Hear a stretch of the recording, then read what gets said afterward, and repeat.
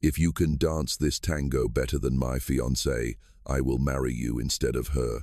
Laughter echoed like thunder throughout the luxurious ballroom of the Grand Sovereign Hotel. The declaration from Alastair Blackwood was preposterous and cruel. A tech mogul, a millionaire on the verge of marrying a woman of high society, was mockingly proposing to a waitress who had just accidentally dropped a tray of his glasses. It was the best joke New York's elite had heard in years. Alastair's fiancée, Serafina Dubois, also laughed. Her smile was as radiant as a diamond, but a closer look would reveal a cold glint in her eyes. The crowd laughed. Alastair laughed. Their entire world was laughing at the waitress. But the waitress, still standing amidst the shattered crystal, did not laugh. She didn't cry either, and she wasn't afraid. She simply raised her head, the opulent chandelier reflecting a chilling stillness in her eyes. Her name was Elara Vance. In that moment, she knew her 7-year wait was finally over. "I accept," she said, her voice not loud, but sharp as a shard, cutting through all the laughter. "But on one condition: if I win, you must not only keep your word, you must also answer one question of mine, right here, in front of everyone." A sudden silence fell. The challenge was no longer a joke. It had become a pact that Alastair Blackwood, cornered by his own arrogance, could not refuse. The Grand Sovereign Hotel's ballroom shimmered under crystal chandeliers, a nexus where New York's power and wealth converged. It was the engagement party of Alastair Blackwood, a 50-year-old tech mogul, and Serafina Dubois, a 29-year-old socialite. Amidst the opulent crowd, Elara Vance quietly worked as a waitress in a simple black uniform. For the past 3 years, she had tried to remain invisible, but tonight, everything had to change. With a tray full of champagne flutes, Elara glided through the crowd and accidentally bumped into a guest. Crash! The sound of dozens of crystal glasses shattering on the marble floor silenced the entire room. All eyes turned to Elara, who stood frozen in a puddle of wine and glass shards. Alastair Blackwood spun around, his face flushed with anger. "What the hell are you doing, you useless clod?" he roared. Elara bowed her head, her hair hiding her sharp eyes. Her voice trembled with a feigned shakiness. I am so sorry, sir. It was my fault." "Your fault." Alastair strode closer, his alligator leather shoes crushing the fragments of crystal. "Do you know that each of these glasses is worth more than your monthly salary? People like you have no place here." Serafina glided to her fiancé's side, placing a hand on his arm as if to calm him. "My love, don't get angry. It will only ruin our evening." Her gaze swept over Elara, cold and impassive. Just then, a classic tango, Por una cabeza, began to play. This was the signal. Serafina whispered into Alastair's ear, but loud enough for everyone to hear. "My love, look how pathetic she is. Why don't you add a little drama to the night? Say the line you always joke about with me." Alastair smirked, understanding her hint. He turned back to Elara, his voice full of derision. Do you know how to dance?" Elara raised her head, feigning a blank look. "Sir, I don't understand." "It's simple," Alastair said, clearing his throat and declaring loudly, "If you can dance this tango better than my fiancée, I will marry you instead of her."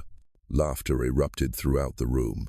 They saw it as a joke, a way for Alastair to display his absolute power. Serafina also laughed, waiting for Elara's reaction. Amidst the jeers, Elara stood up straight. 7 years of humiliation, 7 years of working in the shadows, 7 years of plotting revenge all culminated in this moment. "I accept," she said, her voice not loud but sharp as a needle. All laughter died down. The entire room fell into a stunned silence. Elara repeated, this time more clearly, "I accept, but on one condition." She looked directly into Alastair's eyes.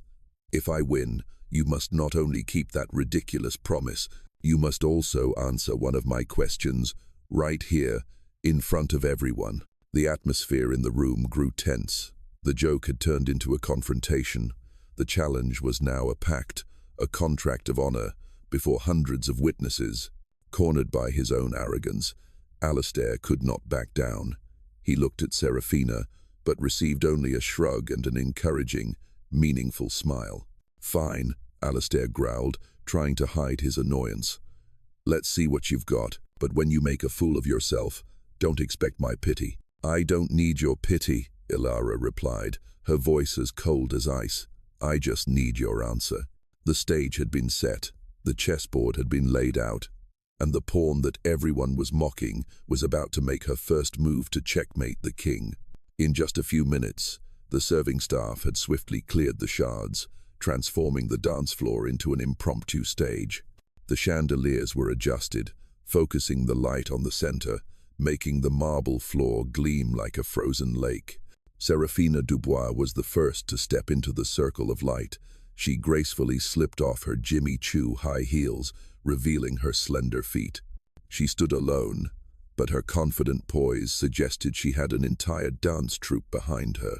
As the first notes of Por una cabeza filled the air, she began to move. Undeniably, Serafina was a talented dancer. Her tango steps were precise, her turns were seductive, and every move exuded an air of elegant passion.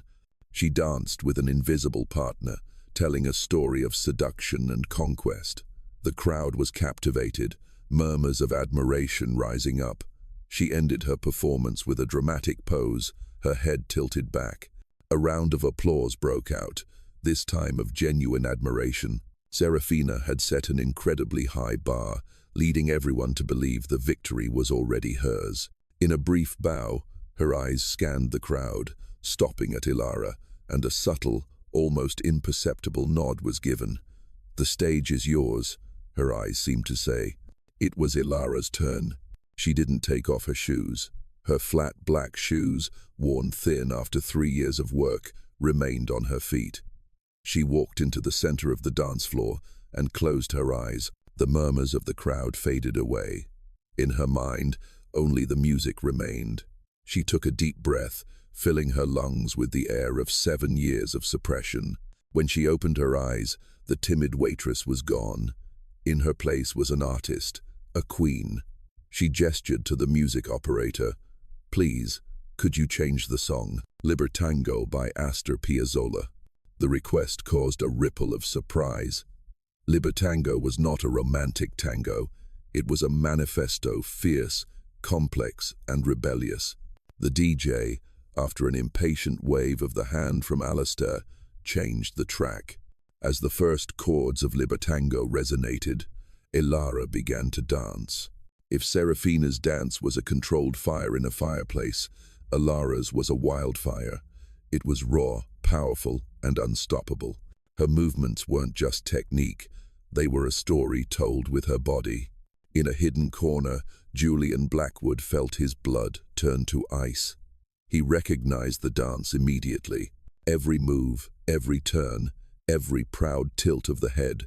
It was the exact choreography that Elara, his private dance instructor, had created for him 7 years ago. A dance about freedom, about breaking chains, a painful irony, as he was the one who had chained her. Elara was not dancing alone. She was dancing with the ghost of one 9-year-old Julian and with the ghost of her 2 9-year-old self. The first part of the dance was the fiery passion of youth, reenacting the image of a dancer at the peak of her career, full of hope. In the middle part, as the melody became more mournful and intense, her dance transformed, becoming torn and full of pain. Her hands wrapped around her body as if to protect herself. She stumbled, nearly fell, but then rose again, stronger. It was betrayal. It was a downfall. It was the long nights in a jail cell. It was the humiliation. Her eyes were filled with unspoken resentment. And then, the final section. The music burst back to life, like a declaration of war. Elara's dance became the embodiment of revenge. Her footfalls on the floor were powerful, decisive like a verdict. Her turns were sharp as a blade. She was no longer a victim. She was the judge. When the last note faded, Elara stood motionless in the center of the floor, her back to Alastair, her head held high. Sweat streamed down her temples, her chest heaving, but her posture was as solid as a statue. A heavy silence fell over the room, filled with astonishment and awe. No one dared to applaud immediately. They had just witnessed the baring of a human soul. Julian Blackwood buried his face in his hands, his body trembling uncontrollably. He couldn't bear it anymore. The dance was not just a memory, it was an accusation, and he was the only defendant who could hear it. Finally, one person started to clap, then another. Soon, the entire audience rose to their feet.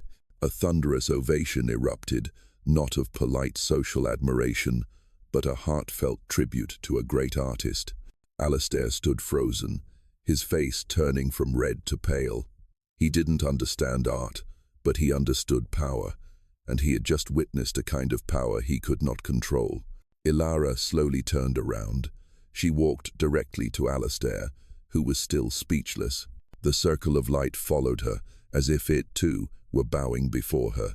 Her voice now lacked any subservience, holding only the steely resolve of a victor. "I won," she said. "Now for my question, Mr. Blackwood. Do you remember the dancer you fired and framed for theft at the St. Regis Hotel 7 years ago, just to cover for someone else?" The entire room held its breath. The performance was over. The trial was just beginning. Elara's question hung in the air, as sharp as a knife. All eyes were now on her, not with curiosity, but with tense anticipation. They were no longer an audience. They had become the jury. Alastair Blackwood's face twitched. His first instinct was to attack. He let out a dry, misplaced laugh in the dead silence. I don't know what you're talking about," he tried to say with contempt. "You must have watched too many movies. It's a rather elaborate, fabricated story, I'll give you that. Using a dance for blackmail. Very creative." Elara didn't flinch. "Fabricated," she said, her voice even but each word a hammer blow. "Then let me help you remember. 7 years ago, at the St. Regis Hotel, a diamond necklace worth $500,000 disappeared. A few hours later, it was found in the locker of a young dancer who was giving private lessons to the son of a powerful business partner. That dancer was arrested, smeared in the press, her career in ruins." She paused, letting every detail sink in. Then she looked directly into Alastair's eyes. "But the person who actually stole it, a 9-year-old drug-addicted boy, the son of that business partner, was kept safe and sound. That partner was you, Mr. Blackwood, and the thief was your son, Julian." A gasp of shock ran through the room like an electric current. All eyes turned to Julian, who was cowering in a dark corner, his face as white as a ghost. "Ridiculous," Alastair roared, his panic breaking through his arrogant facade. "You have no proof. This is all just the bitter rambling of a jilted woman." "Oh, but I do," Elara replied, her voice cold. She turned and gestured to an elderly man standing near the DJ. It was Dr. Marcus Thorne, a famous lawyer. His presence immediately gave weight to Elara's accusation. Dr. Thorne didn't say a word. He nodded respectfully to Elara, then took out a digital voice recorder. He connected it to the ballroom sound system and pressed play. A familiar voice echoed, amplified through the speakers. Alastair Blackwood's arrogant voice from a phone call 7 years ago. "Listen, Gerald, we need to handle this quietly. My son may have made a mistake, but I can't let this tarnish the family name. Just plant the necklace in that dance instructor's locker. She's a young, black woman. No one will question it. I'll transfer $100,000 to your Cayman account tomorrow morning." The recording ended, but the words still hung in the deadly silence. The evidence was irrefutable. Serafina raised a hand to her mouth, her eyes wide with horror. She may have known a part of it, but hearing the callousness laid bare still made her shudder. "It's fake! It's a forgery!" Alastair yelled desperately, sweat beading on his forehead. "Technology can fake anything now. This is a conspiracy." Just then, another voice spoke up, weak but clear, cutting through Alastair's denials. "It's not fake, Dad." Everyone turned. Julian Blackwood was stepping out of the shadows. His face was streaked with tears, but there was no fear in his eyes, only determination. He walked over to stand beside Elara, forming an unbreakable alliance in front of his father. "I'm the one who stole the necklace," he said, his voice cracking with emotion. "Back then, I was addicted and stupid. I owed money to dangerous people, and you ruined an innocent person's life to protect me." He turned to Elara, his gaze full of remorse. "Miss Vance." "Elara, I'm so sorry. I've tried to live with this guilt, but it has eaten away at me every single day. I reached out to her a year ago to confess everything and beg for her help to expose the truth. Everything she said is true." Julian's confession was the final hammer blow, shattering all of Alastair's defenses. It didn't just validate Elara's words and evidence, it exposed the rot at the very core of the Blackwood family. Alastair wasn't just a cruel man, he was a failed father who chose reputation over morality. The silence in the room was no longer one of anticipation, but of judgment. Alastair Blackwood looked around, finding himself completely alone. His friends, his partners, all looked at him with a mix of disgust and fear. The game was over, and he had lost spectacularly. Julian's confession still hung in the air when the ballroom doors swung open. Two men in black suits walked in, followed by Dr. Marcus Thorne. They parted, forming an aisle. The lead man held up a leather wallet, revealing an FBI badge. "Agent Miller, FBI," he said. "Mr. Blackwood, we have some questions for you." Alastair staggered, as if hit by an invisible punch. He gripped a nearby table. "The FBI," he stammered. "Over this nonsense? This is a civil matter from 7 years ago. It's not just about the defamation and obstruction of justice from 7 years ago, Mr. Blackwood," Dr. Thorne interjected. "During the course of gathering evidence for Miss Vance's case, we uncovered serious irregularities in your business operations." He gave Elara a knowing glance with a discreet smile. "It turns out that in her 3 years here, Miss Vance wasn't just serving tea. She was an extraordinary observer. She documented every shady meeting, copied every document you carelessly left on a table, and provided us with the initial clues about a sophisticated network of financial fraud and money laundering." Dr. Thorne's words were a mortal blow. Alastair felt the ground collapsing beneath him. He had been too arrogant, too dismissive of the invisible waitress to ever consider she could be a threat.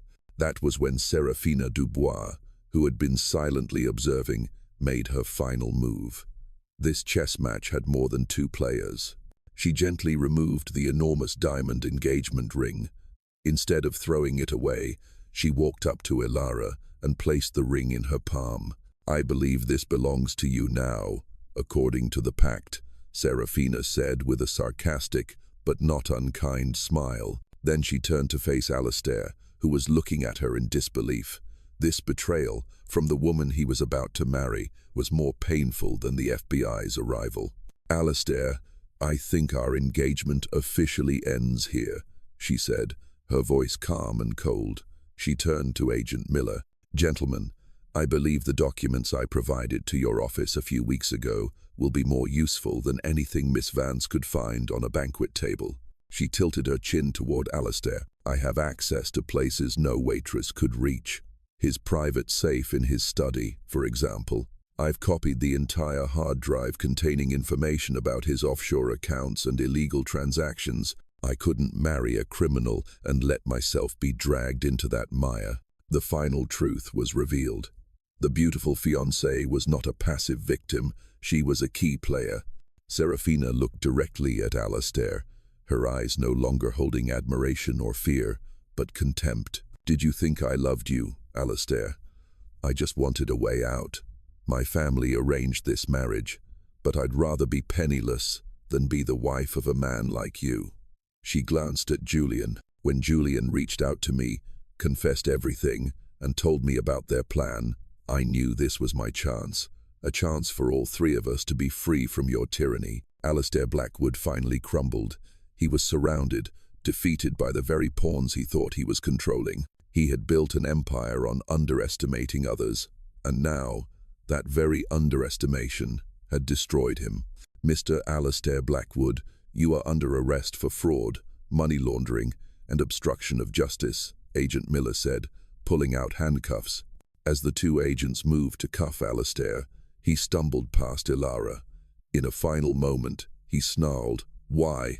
Elara looked him directly in the eyes, her gaze no longer holding hatred, but a cold tranquility. "Because you took my dance away," she said, "and I came here to take it back." She stood there, strong and proud, watching him being led away through the parting crowd. Outside, the flashes of reporters' cameras were already waiting, ready to feast on the remains of a fallen empire. The curtain had fallen on the play, and justice, though long overdue, was finally served. 6 months later, the aftershocks of that fateful night at the Grand Sovereign Hotel were still reverberating. The Blackwood scandal became a cautionary tale in all the newspapers. Alastair Blackwood, after a heavily publicized trial, was sentenced to 20 years in prison. His tech empire collapsed, his assets were seized by the government, and the Blackwood name became synonymous with disgrace. While one empire fell, 3 lives were reborn. Serafina Dubois, after a full cooperation with the FBI, kept her promise to herself. She severed all ties with her family, refused her inheritance, and moved to Paris. There, she was no longer a socialite or a millionaire's fiancée, but an art gallery manager, finding freedom in nurturing unknown talents, a freedom she never had for herself. Julian Blackwood faced his own trial. He pleaded guilty to perjury and complicity. Thanks to his full cooperation and Dr. Thorne's defense, he received a suspended sentence and community service. He sold all of his assets and used the money to establish the Second Melody Foundation, a fund providing legal aid and scholarships to struggling young artists. He wasn't seeking forgiveness from the world, he was seeking forgiveness from himself. And Elara Vance. Her name became a symbol. Performance invitations poured in from all over the world, but Elara refused them all. Fame was not what she sought. She had gained something far more valuable: liberation. She returned to the Brooklyn neighborhood where she grew up. With the substantial settlement from the civil lawsuit, she bought an old warehouse and transformed it into a place filled with light and hope: the Vance Dance Academy. It wasn't a second Juilliard. It was a sanctuary for children with eyes sparkling with passion, but with empty pockets. The tuition was free. The only conditions for admission were talent, hard work, and a burning desire to express themselves through dance. One brilliant spring afternoon, 6 months after that fateful night, Elara was standing in the Academy's large studio. The afternoon sun streamed through the tall windows, casting golden streaks on the wooden floor. Around her, dozens of children were practicing enthusiastically. The door opened and Julian walked in. He wore simple jeans and a shirt, carrying a box of water and snacks for the kids. This had become his routine every weekend. "They look amazing," he said softly. "They are warriors," Elara replied, a warm smile spreading across her face. "You turned a revenge tango into a symphony of hope," Julian said, his voice sincere and full of admiration. Elara turned to look at him. "True justice isn't watching your enemy fall, Julian. That only brings temporary satisfaction. True justice is rebuilding what was destroyed and making it more beautiful and stronger than before." She walked to the large window, looking out at the bustling Brooklyn street. "Alastair thought he could extinguish my fire, but he didn't know that sometimes, from the very ashes, the flames can burn brighter than ever." She turned back to her young dancers, who were dancing with all their heart and soul. She had taken back her dance, and now, by giving it to an entire new generation, she had made it immortal. In the city's sky, a new dawn had long since risen, and in this small studio in Brooklyn, a dance of life, of forgiveness, and of the future had only just begun.